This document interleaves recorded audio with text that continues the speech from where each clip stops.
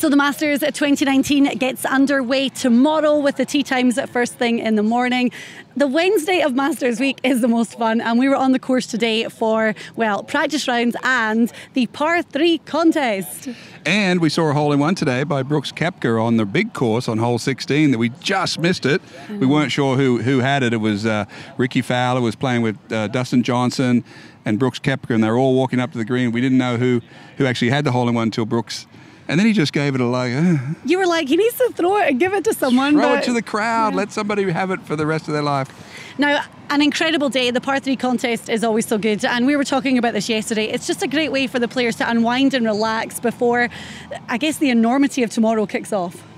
Yeah, tomorrow everything gets down to business, of course. Andrew Landry, one of our secret golfers, had his, as you say, his wee little child was only about this big with a Landry on his back. And some of the little kids were taking swings at it. And we saw Fuzzy Zeller had a 71-year-old caddy, and he was also just as happy as the kids were trying to make a couple putts.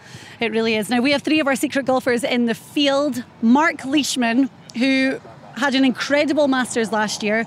He's had some unbelievable finishes this year, 1 win already this season. So we're expecting Leishman to really go out there and perform starting tomorrow. He's a big-time player. He rises to the occasion. He's had a lot of top finishes in the majors, and he's been playing well. So he rested today, which I think was very interesting, Diane. We texted Mark last night to see if we could follow him today, and he said he was going to take the day off. So we know he's going to be ready. Yep. Andrew Landry, who we did catch up with today. It's his first ever Masters, and we watched him play a practice round. His dad and his brother came over to say hi, and they're emotional. You can tell it means a huge amount to these families.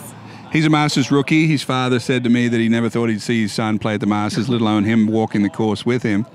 The nice thing about Andrew Landry is Chuck Cook's with him, the famous top 50 coach in the world, said that Andrew is hitting the ball so well, so precise, that we expect something from him this week. Yeah, it's just exciting. You gave him a great bit of advice. Can you remember what you said to him? Well, I gave him a rookie advice to Andrew that Ben Crenshaw gave me, and he said that something bad is going to happen to you at Augusta, and it's how quickly you can get over it will be the tell of the tale as you go forward.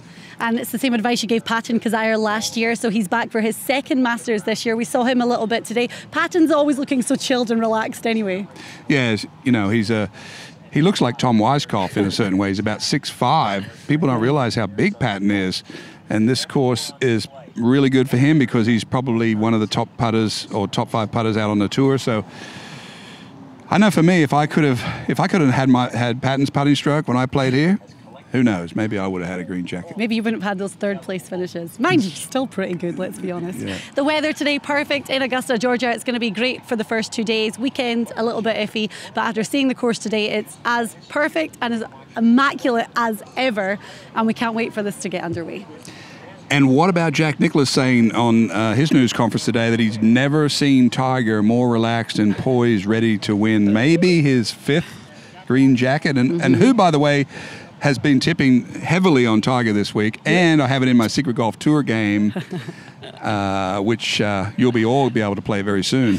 So your number 1 pick is Tiger for this week. I'm going for Jordan this week. I've been getting ripped for this, but I just think it's a course that he almost current form doesn't come into consideration because it's a course where he does feel comfortable, and last year on the Sunday when he shot that 64, we saw it.